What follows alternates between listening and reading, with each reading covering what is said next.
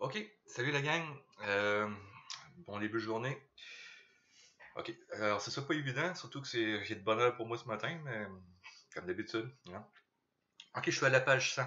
Donc, ce qu'on va voir à partir de maintenant. Ah, juste avant, petite information.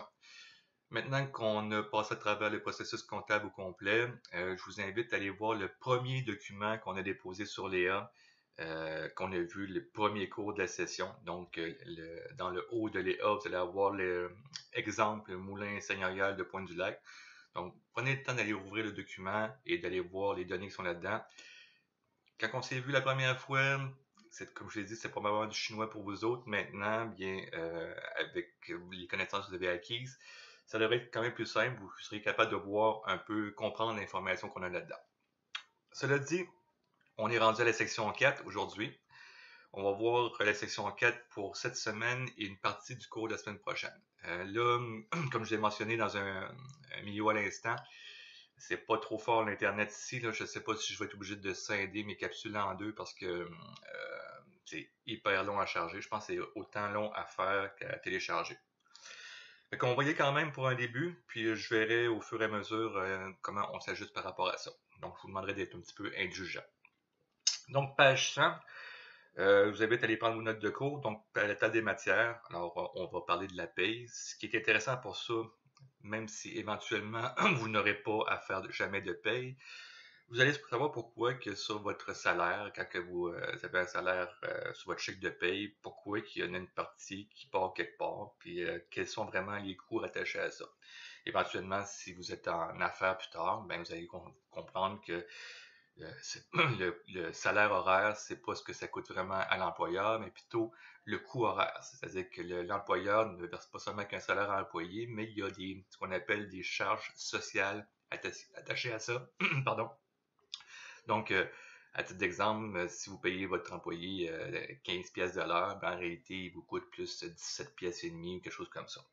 On va voir ça en détail dans les prochaines pages. Donc, à la page 100, vous avez la table des matières où est-ce qu'on va voir le dossier de l'employé, son salaire brut, les retenues qui sont faites sur le salaire de l'employé et les contributions que fait l'employeur par rapport au salaire versé.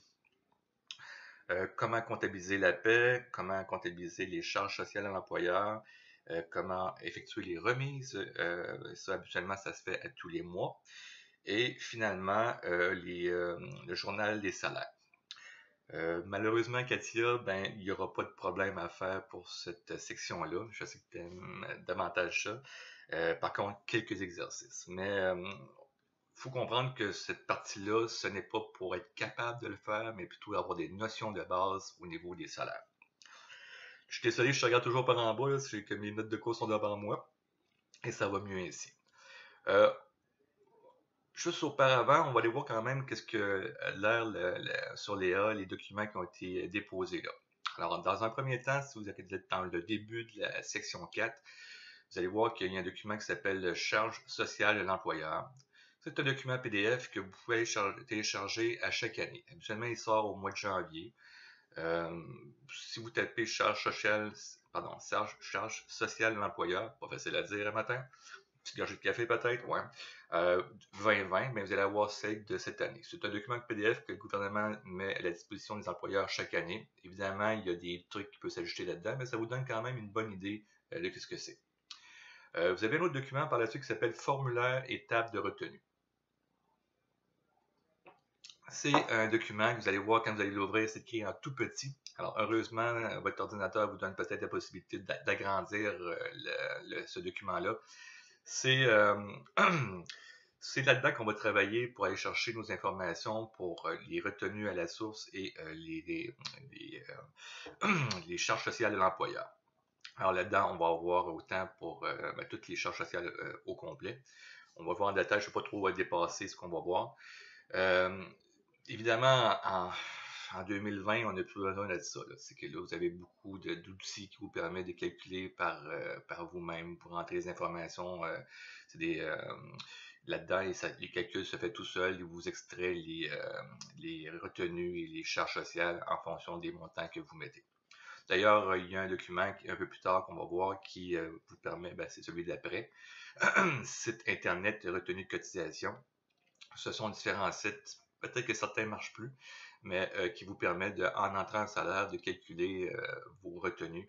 Vous pouvez même vous dire, ben, écoutez, je vais voir, l'année prochaine, je prévois faire tant d'argent, je rentre mon montant, et là, je suis capable de voir quelle retenue à la source que je vais avoir au cours de l'année au complet.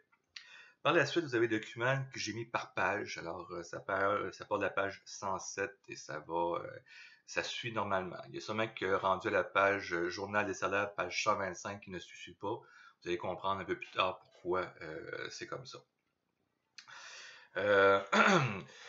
Bon, je ne ferai pas le tour des documents parce qu'on va les faire au fur et à mesure qu'on va avancer. Je vois que déjà certains d'entre vous ont commencé à les regarder. Alors, on va les voir au fur et à mesure qu'on va avancer dans les pages de cours.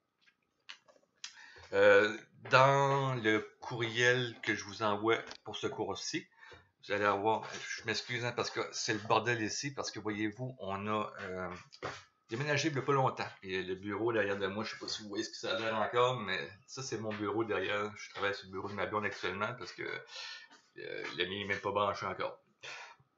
Ok, alors si on regarde au niveau de la paye, là j'ai un chat qui est en train de faire quelque chose à côté de moi. Là. J'avais dit qu'il n'y aurait pas de nudité à la télé, mais ça, c'est l'achat de la semaine. Il s'appelle Aramis. Il est là en tabarouette, mais il est fin pareil. Fait que, bye Aramis. Donc, oui, pas de nudité, mais on fait exception pour cette fois-ci. Donc, si vous avez des enfants à la maison, cachez-les. Bon, alors évidemment, en tourisme, vous comprenez que notre ressource principale, ce sont les ressources humaines. Donc, on a beaucoup d'employés. Les entreprises de touristique sont des entreprises de services. Alors, il peut y avoir des employés à temps plein, permanent, à temps plein, temps partiel, saisonnier, temporaire. Vous avez des emplois étudiants également. Donc, une multitude de types d'employés pour un même employeur. Il y a plusieurs entreprises touristiques qui sont des organismes sans but lucratif, comme les miens. Donc, il se peut que ce soit pas un comptable qui fait les payes et la comptabilité, mais plutôt quelqu'un qui fait partie de l'entreprise, comme dans mon cas, ben, c'est moi. Il s'agit dans l'objectif de cette partie-là de comprendre les principes de base de la comptabilité de la paye. Donc, vous allez pouvoir constituer un dossier d'employé, l'interpréter aussi, calculer et verser les salaires et les retenues puis les charges sociales attachées à ça. On commence par le dossier employé. Donc, la mise en situation qu'on va avoir, ça va être la même pour la durée de tout ce chapitre-là. Alors, normalement, quand vous êtes en emploi, vous avez un contrat avec votre employeur. Et si jamais vous êtes syndiqué, à ce moment-là, c'est une convention collective qui s'applique. Donc, c'est un contrat pour l'ensemble des employeurs. À l'absence de contrat de travail, ben, qu'est-ce qui prévaut? Ce sont la loi sur les normes du travail qui vous donne au moins un minimum de conditions à respecter. Entre autres, là, après un an de travail, vous avez droit à 4% de votre salaire, donc ça équivaut à 2 semaines de vacances. Donc, vous faites une première année, elle en deux, ben, vous avez 50 semaines de travail, mais 2 semaines de vacances payées. Et tout récemment, là, je parle c'est janvier 2019, quand vous êtes rendu à 3 ans d'ancienneté pour le même employeur, ben là, vous tombez à 3 semaines de vacances, qui équivaut à 6% de votre salaire. L'employeur a l'obligation, à cause d'un règlement, de garder les dossiers des employés, et même s'il quitte l'entreprise pour un délai d'au moins 3 ans. Ça, c'est tout récent. La mise en situation qu'on va avoir, c'est une petite entreprise d'import-export dont le propriétaire a embauché deux employés, dont Nathan Beauchemin comme vendeur et Alex Tanguay comme réceptionniste expéditeur. Donc, dans tous les cas, pour ce chapitre-là, on va se référer à ces deux gars-là. Je vous laisse lire le bas de la page 101. Évidemment, quand on parle de dossier d'employé, le dossier que vous avez à la page 102, il y a là-dedans des informations confidentielles. Ça ne peut pas tomber entre les mains de n'importe qui. Fait qu'idéalement, c'est une information qui doit être quand même protégée. Entre autres, on a le numéro d'assurance sociale, date de naissance. Fait que pour un fraudeur, il est capable de faire pas mal de chemin avec ça. Alors, si vous regardez la page 102, vous allez avoir, avec les pages suivantes, toutes les informations à mettre pour la fiche d'employeur. Donc, bien sûr, nom, adresse, et là, on parle de nom, du vrai nom de la personne, parce qu'il peut avoir changé au fil du temps. Je vous laisse lire l'information par rapport aux femmes mariées, etc. Sinon, l'adresse, ben, son adresse principale.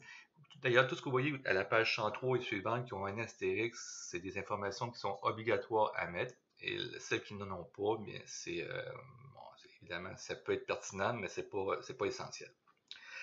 Donc, numéro d'assurance sociale par la suite, numéro de téléphone, adresse courriel. Il faut faire attention par contre quand l'employeur utilise le numéro d'assurance, pardon, le numéro de téléphone, il y a, euh, encore une fois, au niveau des normes du travail, on prévoit il y a une limite à communiquer avec un employé en dehors des heures du travail. Oui, si c'est pour discuter d'un horaire et tout ça, mais si c'est pour comme le fait de travailler en dehors des heures de travail, il y a matière de recours envers l'employeur. Le nombre d'employeurs précédents, ça peut être utile, mais c'est pas obligatoire. L'emploi précédent aussi qui est occupé dans la même organisation. Éventuellement, si c'est une grosse entreprise puis il y a plusieurs échelons, à ce moment-là, on va pouvoir voir quel poste que l'employé a occupé dans le passé. Date de naissance, ça va. Faut seulement savoir, c'est important parce que ceux qui ont travaillé à 17 ans et avant et qui travaillent maintenant à 18 ans et plus, vous avez peut-être vu une petite différence sur votre paye, la première paye que vous avez vue à vos 18 ans. Pardon, j'ai quelque chose dans l'œil. Probablement un poil d'aramis.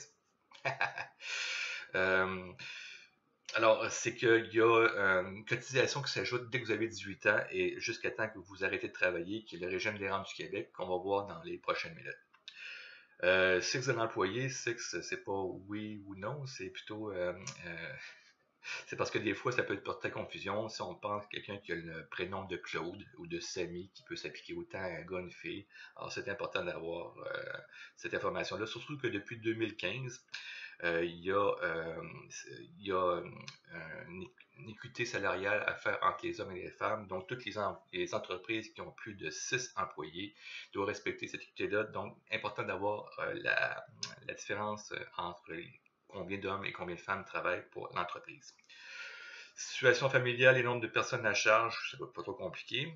Sinon, bien, l'information sur le travail et le salaire. Ça, c'est très important. Donc, vous avez le taux du salaire. Donc, ça peut être un salaire hebdomadaire dans le cas d'un cadre. Ça peut être mensuel dans le cas d'un vendeur. Ça peut être horaire dans le cas d'un employé courant. Donc, durée de la semaine normale. Est-ce que c'est du 35 heures par semaine? Est-ce que c'est du 37 heures et demie? Du moins, les normes du travail nous permettent de faire jusqu'à 40 heures sans faire d'overtime. Et le nombre de périodes de paie par année, c'est important, oui, mais surtout pour un logiciel informatique comme Sage 50, le simple comptable, qui vous permet justement de faire le calcul des payes en fonction de ça. Classification d'employés, bien c'est des classifications d'emploi. Ça, vous allez pouvoir trouver ça dans les classifications nationales des professions. Entre autres, comme j'ai regardé pour un poste de superviseur en tourisme, c'est le code 6313. C'est pas obligatoire, mais ça peut être intéressant de le mettre également. Là, je sais qu'il y a un astérisque dessus, mais cette information-là n'est pas obligatoire. Classification selon l'unité syndicale et taux de cotisation. Bien évidemment, si il y a un syndicat dans l'entreprise, l'employé syndiqué, alors oui, il y a différents types de syndicats, mais oui, il y a un taux. C'est-à-dire que si vous êtes syndiqué, vous devez payer à chaque paye des frais de cotisation syndicale. Sinon, mais quand ça ne s'applique pas, comme souvent les employés cadres ne sont pas syndiqués, donc on écrit sans objet. L'attribution d'un numéro à l'employé, facultatif quand que c'est petite entreprise, mais devient essentiel quand que ça devient plus gros.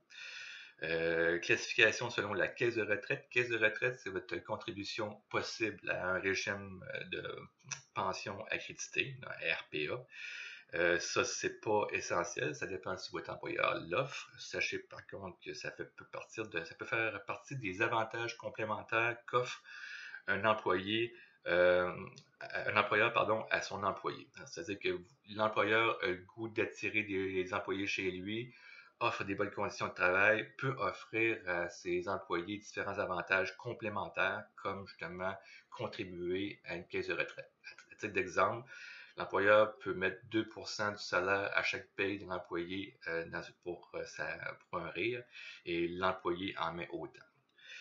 Par contre, il y a des entreprises qui n'offrent pas ce service-là, mais qui offrent quand même la possibilité à l'employé d'avoir une retenue à chaque paye sur son salaire pour son fonds de pension futur.